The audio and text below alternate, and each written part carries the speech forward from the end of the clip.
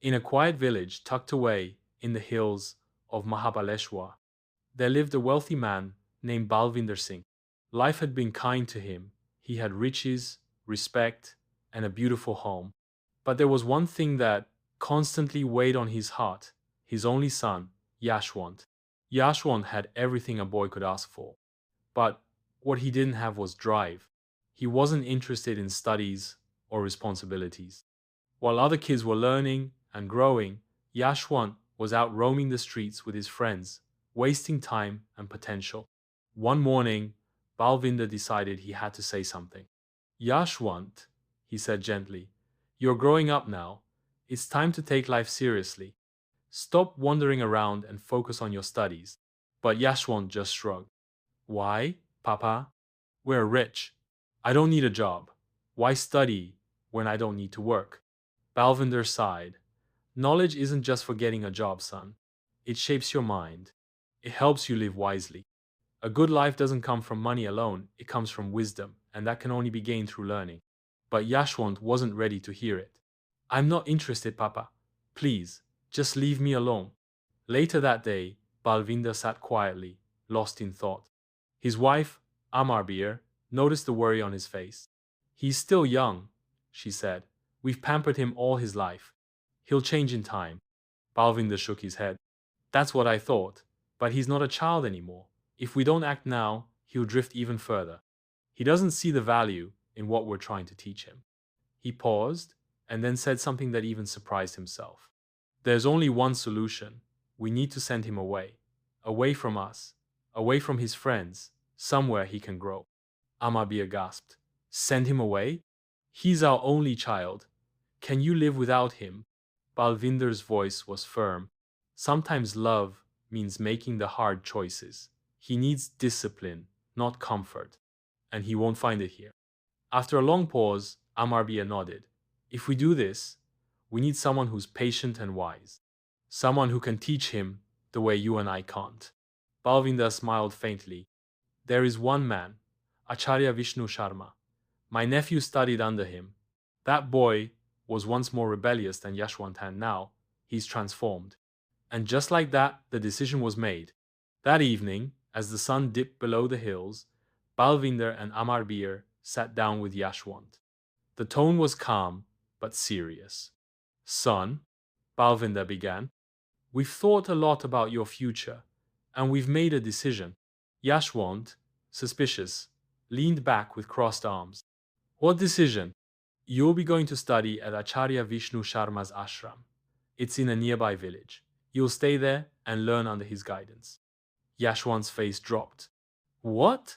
I told you I don't want to study. Amabi gently placed a hand on her son's shoulder. You don't have to start studying right away. Just go with your father, see the place, meet the people. If you don't like it, you can come back, but give it a chance for me. Yashwant looked into his mother's eyes. He couldn't say no to her. With a sigh, he muttered, Fine, I'll go, but only because you asked me. The next morning, preparations began. Balvinder sent a message ahead to Acharya Vishnu Sharma, informing him of their arrival. The ashram wasn't a grand palace. It was simple, surrounded by nature, filled with the gentle sounds of wind and birds. Inside lived the Acharya, his wise and composed wife Lakshmi, and their young, playful son Aditya. When the message arrived, Lakshmi turned to her husband. So, the Zamindar's son is coming. Yes, said the Acharya with a smile. And he'll stay here until he learns the values and wisdom he lacks. It won't be easy, but I believe he can change. Lakshmi nodded. Just as we'll teach others, it's time we teach our own son too. Aditya should begin his training as well. The Acharya agreed. Tomorrow, both boys begin. Balvinder and Yashwant arrived at the ashram the next day. The Acharya welcomed them with warmth. Namaskar, Guruji, said Balvinder, folding his hands. This is my son, Yashwant. I leave him in your care. Please, help him become the man I know he can be. The Acharya smiled and placed a hand on Yashwant's shoulder. He'll do well. With patience and guidance, he will grow. As Balvinder turned to leave, His eyes lingered on his son. For a moment, he looked like he wanted to say something, but instead, he simply said, "Be good," and walked away. Once he was gone, the Acharya turned to Yashwant. "This ashram runs on discipline. You'll rise early, complete your tasks, and learn every day. No excuses, no shortcuts." Yashwant frowned.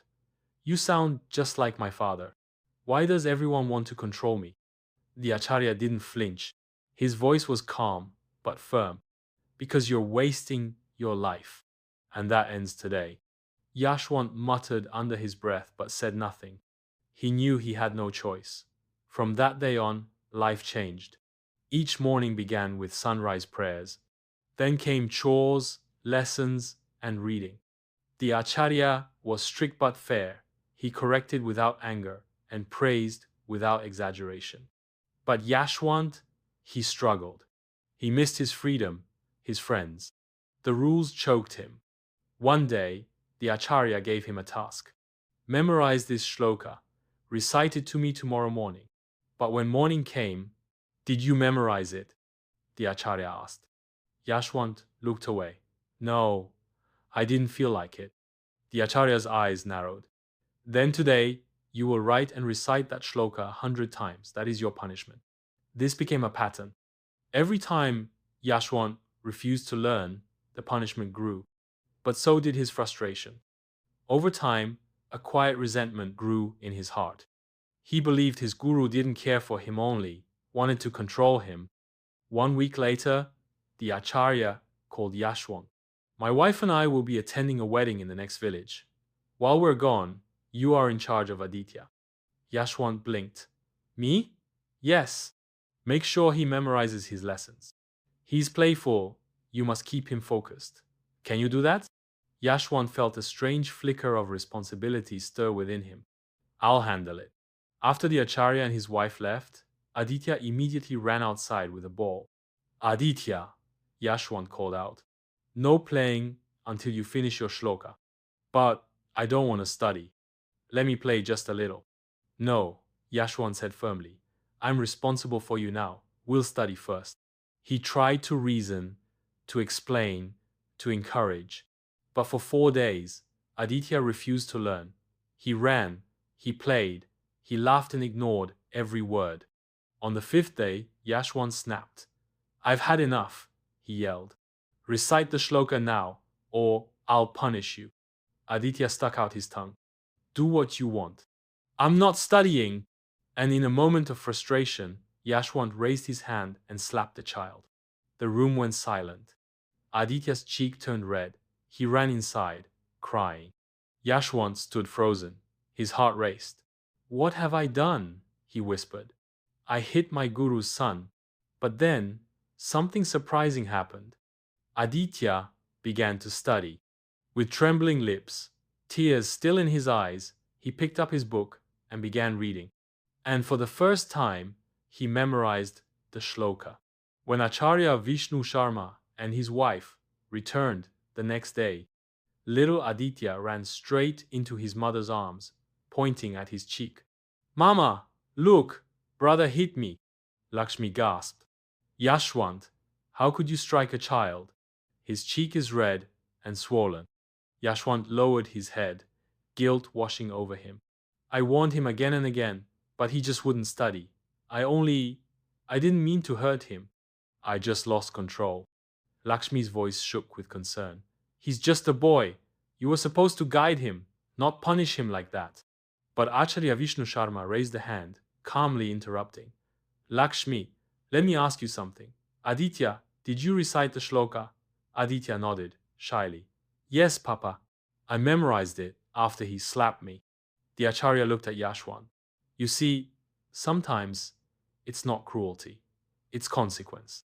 You took responsibility, and though your method was harsh, your intention was right. You cared." Lakshmi hesitated, then slowly nodded in understanding. For the first time, Yashwant truly listened to his guru, not out of fear, not out of force, but with open eyes and an open heart.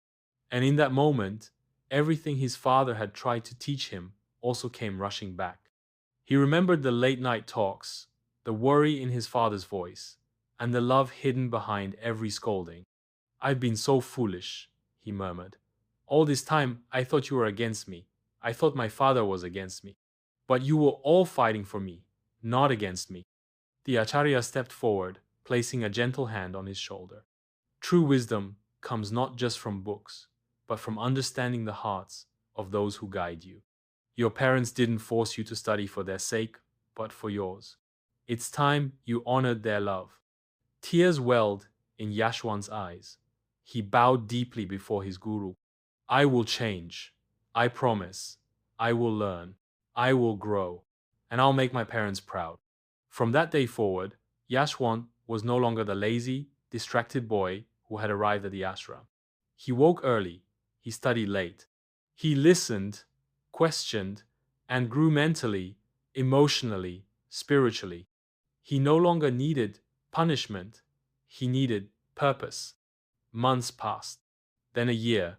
Yashwant became one of the brightest students in the ashram. He helped younger disciples. He became like a brother to Aditya and a son to Lakshmi. One fine morning, Acharya Vishnu Sharma called him aside. "It is time," he said. "You are ready." With pride and gratitude in his heart, Yashwant packed his belongings and returned to Mahabaleshwar. As he stepped into his home, his parents were stunned. Gone was the rebellious boy. In his place stood a calm, wise, dignified young man, humble and respectful. Balvinder, eyes shining with emotion, asked, "My son, is it really you?" Yashwant embraced him tightly. "Yes, Papa, and I'm here to take over your responsibilities and take care of you both, just like you've always taken care of me." Amabir wept, not out of sadness, but joy. The moral of the story.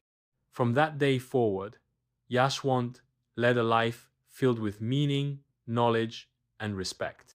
He became a pillar of the community, a source of inspiration to many, and above Allah devoted son. The story of Yashwant teaches us this. Discipline is not punishment. It is a path to greatness. True mentors and parents may seem harsh, but their love is deeper than we often realize. Transformation starts not when we are told to change, but when we choose to. So, if someone in your life pushes you to grow, don't mistake it for control. It may just be the greatest act of love you'll ever know. If you found this story inspiring, don't forget to like, share, and subscribe to New Stories Book for more powerful stories that touch your heart and change your perspective. We'll see you in the next story.